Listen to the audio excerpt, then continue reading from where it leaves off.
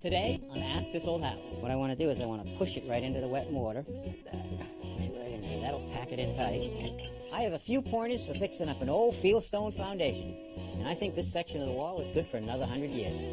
And if you don't install fiberglass insulation correctly, you can reduce its efficiency by up to 30%. So we're going to show you how to do it right. That's next on Ask This Old House. Tommy, our first project is about insulation, and these days there are a few different kinds of insulation we can work with. Right, here's 3 different kinds right here. This is sprayed in open cell foam, sprayed in closed cell foam, and sprayed in cellulose. Right, and when they're sprayed in like this, typically that's been done by a professional. Absolutely, because you need special equipment to do it. But a homeowner can insulate themselves. If they are, they're typically going to be working with fiberglass insulation. It's very easy to work with, but you know, there are some techniques they should know. So I work with a pro, and he actually showed me some great tips. All right, Dave, we got ourselves a pretty basic addition back here. We got 15 feet by 15 feet. We got new construction off of an older house. We got 2x stud walls. The bays are open, and the homeowners want to insulate with fiberglass. And that's a pretty good choice because pretty much any homeowner can install this stuff. Anybody can do it. It's real simple, but if you do it improperly, it will affect the efficiency probably 25 to 30%. Which means you're going to be paying a lot more for your heating and cooling. Exactly, a lot more. So what are we getting out of the R value here? Well, I got 2x4 walls over here and 2x6 walls here. And in the 2x4 wall here, we're using an R15. And in the 2x6 wall here, we're using an R21. Right. Kind of like a new generation of insulation. It's made of 50% recycled content. It's formaldehyde free. It's great to work with and easy to cut. Okay. And are we ready for installation? Yeah, before you came, I started doing my fire blocking. We do that to prevent a fire traveling from floor to floor. And these smaller penetrations here where this wire is coming through, we'll use fire caulking, and this plumbing, we'll use fire caulking. You can see the red coming out of the holes there. And in larger penetrations and AC lines and heating ducts, we use mineral wool. Okay, here's your first bag. Yeah, when you get this from the factory, it's really compressed, so when you open up, it really expands. Let me show you.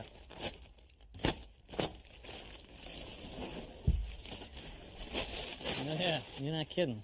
And I'm going to take this first bat here, and I'm going to go to this nice open bay right here, and make sure you start here at the top, and then make sure the top is really pushed up nice and tight and even.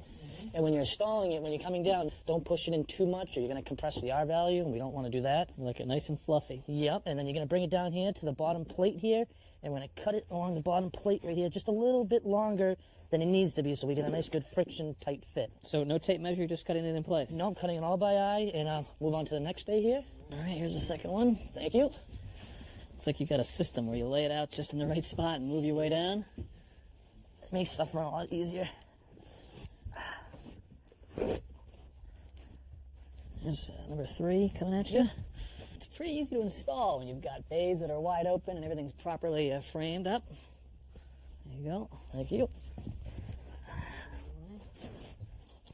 Okay, next bat coming in. Yep, there you want to make sure it's nice and tucked, nice and tight up there so we have no voids, no gaps. Yep, down. Now in this bay we've got our first obstruction. We've got ourselves an electrical box. Yeah. How are you going to handle that? Right here, you don't want to just cut the outlet out. You want to make sure you get against here, you pull the bat and split it. Make sure you tuck behind the outlet and get in there nice and tight so we have no cold drafts coming in. Then you slice the bat above the electrical box here and then below here. Take this little piece here, curl it in nice and tight. Then bring it down here and then cut it again here on your bottom plate. Nice and tight. Tuck it in. Looks good. Right here we have a cut bay. Cut it right on the stud here. I mark it. Move it over. So this is a bay that's obviously narrower than a full bay. Yeah. If you can hold that for me. Thank you. And again, tucking it at the top. Making sure no voids. Not compressing it as I go. So we've got a full width bay, but we've got 2 air conditioning lines running right down the middle. How are you going to handle this? Well, we used to take the insulation and just tuck it behind here. The whole bat. The whole bat, but we can't do that anymore because it compresses the R value. You won't get the proper effectiveness of it. So we take it, we split the bat here in the middle, like this, and pull it. Down the entire length? Down the whole length. Making sure you get it nice and even so you get both parts. Yep, 2 thinner bats. Yep, you take this piece here, pull the pipe out, tuck it behind here, pull it up nice and tight, making sure there's no voids or gaps. And tuck it the whole length of the bay, all the way down to the bottom here. Pulling it nice and snug. Make sure it's in there nice and good. Take the other piece here. I love it. Just lay it on top. Yep. They're right in there. That's great. Bay's completely filled, no compression. Anybody can do that.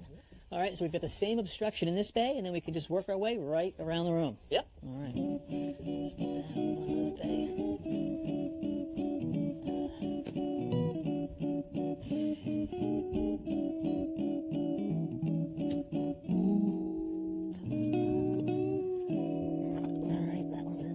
episode. Last bay, and Dave, I think I'm going to leave this one for you. We got a little bit of everything going on. We got wires, penetrations, a couple different boxes. You got a technique for those? Oh, yeah, I got a couple. Here's a full bat. All right. First things first, I take the bat, I'll split it up here in the corner. Make sure I tuck behind the electrical wire right there. Make sure it's still tight there. Okay. Tuck the top here. Don't compress it too much. Bring it down. I got an electrical block here. Make sure you split it. Tuck behind the box really good. The inspector likes that. You take it, cut it here, curl it back. In there. All this is going to get inspected when you're done, Yes, right? it's all going to get inspected. Bring it here. There's a wire here. So I'm going to take it, split the bat again, down the middle. So you're breaking out all the tricks. Same as you do behind those air conditioning pipes. I'm going to pull it through here, still bring it down, and tucking behind this electrical outlet box here. Then I'll bring it down here in the front, and I'll cut this box out here, and tuck it in. Then bring it down the bottom here, again cutting on the floor, a little bit longer than it should be. This bay right here is a little bit wider than the other ones here. As you can see, we got a big void here. So I got some pieces here that I have cut that I'm going to tuck right in here, like this, and fill that void up, right here. That should be it for the walls, and meantime we can tackle the windows. It's real important that we insulate and air seal around all the windows with low expansion foam made for doors and windows. So you've got the professional's version here. You've got this fancy applicator tip. Or you can get a consumer version with the plastic applicator Okay. tip. But we want to make sure whatever one we get that it's low expansion foam, because you got a chance of bowing the windows. Some foam expands too much. Yes, and you don't want to bow the windows or you won't be able to open them. Right, but they will be sealed. Yes, they will.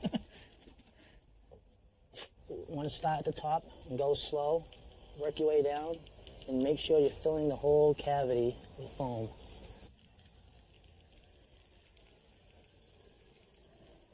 And we'll have one more pass right here across the bottom. Again, going slowly and making sure you get all the foam in there. Okay, we took care of the walls, we took care of the windows. Now we need to take care of the area above the walls. Up here, they're called blockers. I've already cut some, pre-cut the fit between the joists. Just gonna stick them up in here, tuck them up nice and tight, make sure there's no voids. Do the bay beside it.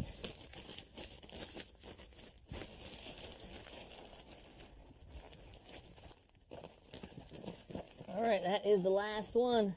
So Dave, let me ask you a question. Up top on these blockers, we are using fiberglass bats with a paper face, and this is the vapor barrier, right? Yes, it is, yep. And we like vapor barriers because, well, in this climate, in the winter, we've got warm, moist air, and it's trying to get out of the house, and we don't want it condensing on the fiberglass, making it wet, so the vapor barrier helps prevent that. Exactly. Why have you got a vapor barrier up there, but no vapor barrier down here? Well, ideally, I like to cover the whole wall with a continuous vapor barrier. Right. But up there, it's a hard area. I can't get that continuous vapor barrier, so we use a craft face material up in there. And I like to cover all these walls with 3mm poly. So we are going to put something down here, and Yes. you're saying 3mm poly is basically a big sheet of plastic. Yeah, it's actually right over there. If you can roll it to me, I'll show you. All right, coming at you. All right, I like to take my poly and pull it out a couple inches just so I know I have enough, and cut it right here. All right, we're going to take our poly, take that corner down there, Kevin, stretch it out to the corner, and top here. All right, we'll pull this tight across the top and keep stapling along the top, roughly every 6 to 8 inches. Tight enough? Yeah, that's perfect. We're going to come here to the middle, and we'll pull the poly tight all the way down to the bottom here. All right, staple the bottom here. All right, now, Dave, what about our windows, though? We've got them completely covered here. Yeah, we're going to cover those. We're going to leave this up until they're done doing the drywall. They'll protect the windows. All right. So I'm going to go across the bottom here, pulling my poly tight across the bottom.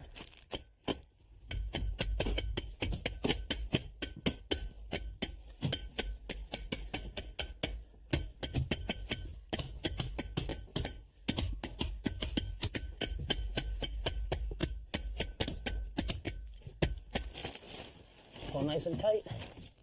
Good. Yeah.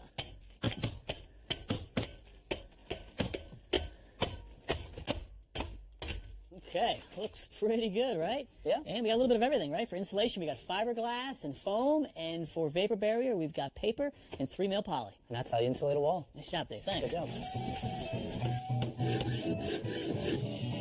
All right, guys, here we go. It's plastic. It's white. There's a blue cap, and the blue cap comes up, and it will lock in that position. What is it? Got it. By the way, you got it upside down. I got it upside down. This is a leak indicator. Now, if you have a dinghy, a canoe, a rowboat, and you're out rowing along, the water starts coming in the view while you're enjoying. You wouldn't notice your feet being wet? Yeah. Oh, yeah. Guess I don't need that. Somebody's going down with the ship. All right, fellas, this is actually to keep your beverage experience a lot more enjoyable. So the sodas keep getting bigger and bigger, right? Sure. Big gulps become bigger gulps, mediums become larger, right? One gulp. You start a soda, you can't finish it. No one does. And they go flat. Yeah. All that soda's getting wasted. Well, this is a fizzilator. Fizzolator. Oh, yeah, baby. Put that right on the can. And You put the fizz right back in the see, can. you've got one. Wow, right? that is so cool. Well, it's not related to cans. It's actually related to bottles. Come on. When I was growing up, we used to play spin the bottle. Do you guys ever play spin the bottle? No. We all were hoping to sort of get the kiss from Kathy, if you know what I mean. Oh, wait. Oh, you're not kissing me. No. Well, nowadays, this is the new web-enabled version for the social network. Oh, yeah, like, that's not going to cause problems. No, you just cause a little spin. Oh, yeah. And so, say you were kissing Susie. So do you. So, Sue's got a mustache. no, with this thing, it would actually take a picture. It would tweet. Oh. It would load the picture up to your Facebook page. You would be fully linked in. Cause a little bit of trouble at middle school. Bad It idea. is cool. Bad idea. You guys are all really stupid. This actually floats in your swimming pool, all right? And it will tell you, first of all, that the water is wet. Wet water, It yeah. also actually measures the water. It tells you about your pH, tells you if you need chlorine. It also sends the water temperature remotely to you. Wow. Instead of feeling the water yourself. Exactly. You know, Tommy, this thing shows that right after you went swimming, the temperature and the acidity went up a little bit. I think it's broken.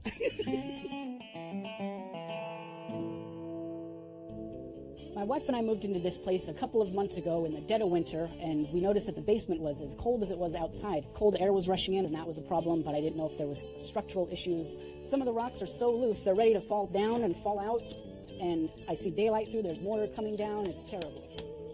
I went to the hardware store, and there's an aisle of different mortars and cements, and I'm not sure which one's best to use. I want to try to fix this myself, but I'm not sure where to start. Well, down here in your basement, what you have is a fieldstone or rubble stone foundation. See, I just moved from California, and we don't even have basements. Well, here in New England, basements are very common. This house was built over 100 years ago, and a fieldstone foundation is very common. Years ago, the builder would actually hand dig for this foundation, and they would save all the stones to build the foundation. If you look on the bottom, they would use a big stone, and that would set up the base for the foundation. But it's usually at the bottom is because these stones are so heavy, they would just roll them into place. They didn't want to have to lift them up. The smaller stones get lifted on top of that, and they would fill in between the joints using a lime mortar and smaller stones. Now, over time, the foundation moves slightly, and as it moves just a little bit, the stones move and the mortar would fall out. All Like right? it's doing. Right. Now, structurally, the foundation is in pretty good shape. Good. All right. But I look right here, and I can see that someone has tried to patch this foundation. And what they've done is they've used a mortar with some Portland cement in it. So it's much harder than the original lime mix that they used. Yeah. So what we need to do is we need to drag all this loose mortar out and create a void or a hole so that we can put new mortar in to tighten up the stone of the foundation and actually stop those cold drafts from coming in. That'll work better than my bed sheets, so let's do it. All right. All right, John, this isn't rocket science. We're going to use whatever tool we can to get the mortar out from between the rocks. We just don't want to take the rocks down. Now, this can be dusty, and to keep the dust down, I like to take a spray bottle and spray the mortar and keep it damp. And then we'll just dig it out. Go right after it.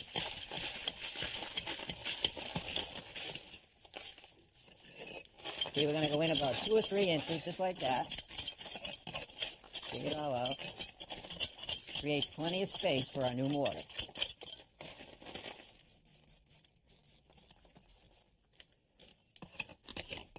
So this is coming out pretty easy, but I noticed that some of these stones are getting loose here. Right. Should we that's pull those fine. out? Yeah, we'll take them out, and we're going to save them because we're going to use those again to fill that void.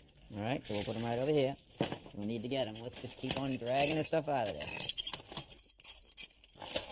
All right, I want to get this old fiberglass insulation out of there, so I'll wet that down, and that'll help keep the dust down, too. Pull it out nice and slow. Keep wetting it. Yeah, okay. Now we'll get some more of that.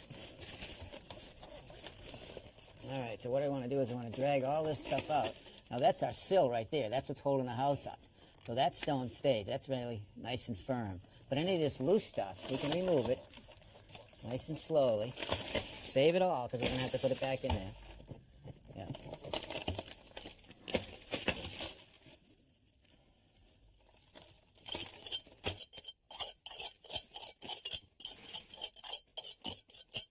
Now down here at the bottom, the wall is in really good shape. The mortar is nice and tight. Up here, it was bad. It was loose. We have removed all of our loose mortar. Now I just want to brush away all the loose debris, and I think we're just about ready to go outside and mix up our new mortar. All right, what we're using is a Type S masonry mortar mix. It's all pre-mixed, and this can be used for a block foundation, brick, or even for pointing up a stone foundation like downstairs.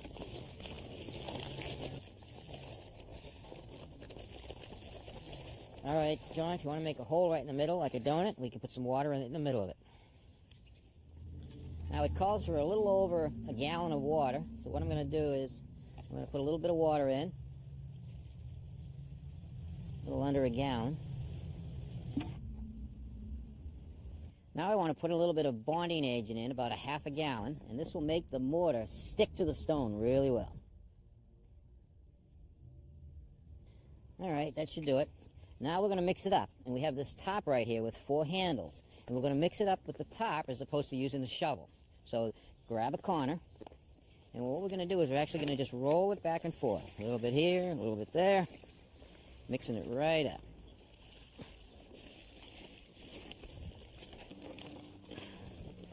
I like to mix it up a little bit stiff first so I don't put too much water in. Okay, that looks like it, John.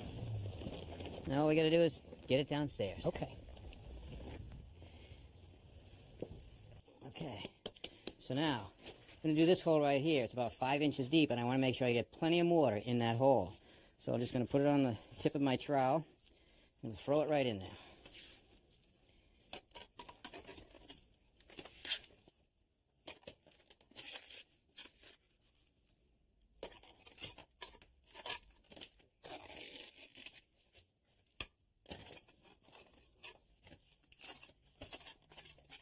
Pushing it right up against the stone so we get a nice tight bond there. So once you grab that small stone right down there, and what I want to do is I want to push it right into the wet mortar. Just like that. Push it right in there. That'll pack it in tight.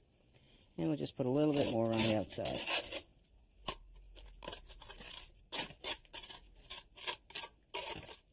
Okay, now that's good enough for now. Let's move on to another hole.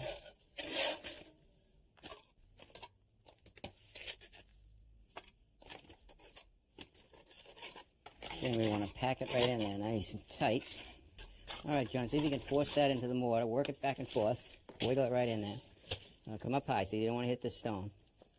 So let's see. Let's get it in here. Something like whatever way it can go. So you just get it in there and force it. That might be a little bit too... Oh, there it is. Okay, good. So now I'll work the mortar around it.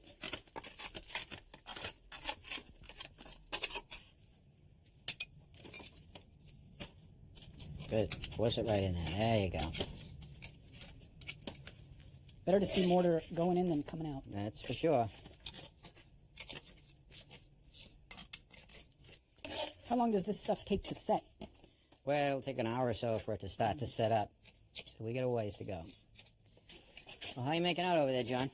Pretty good. It's all on the wrist. It's all on the wrist. A little bit of practice, and before you know it, you're a mason.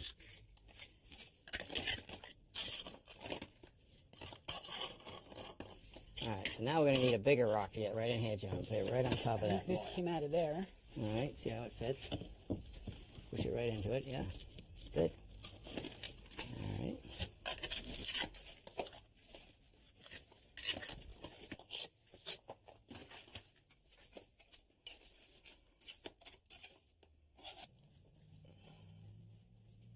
If I want the mortar to flow nicely against the stone, I missed it just a little bit, and I brush those joints nice and tight. And I think this wall is good for another 100 years. Well, everything looks great. Thanks a lot, Tom. I can't wait to get started on the rest. Well, there you go. And if you're working on a project around your house and you hit a wall, let us know. We might be at your house next time. Until then, I'm Tom Silva for Ask This Old House. Make sure you get that nice and tight there. Next time on Ask This Old House. This heating system is making a racket, but not for long. I'm going to transform this front yard from an overgrown mess to a beautiful garden. And we'll ask, what is it? I could get down on my hands and knees, but that would be commitment. So with this, I can just pump this. This is all I get? Hi, can you send a car? Yeah, one with the little bubble on the top, the siren, yeah. Next time on Ask This Old House.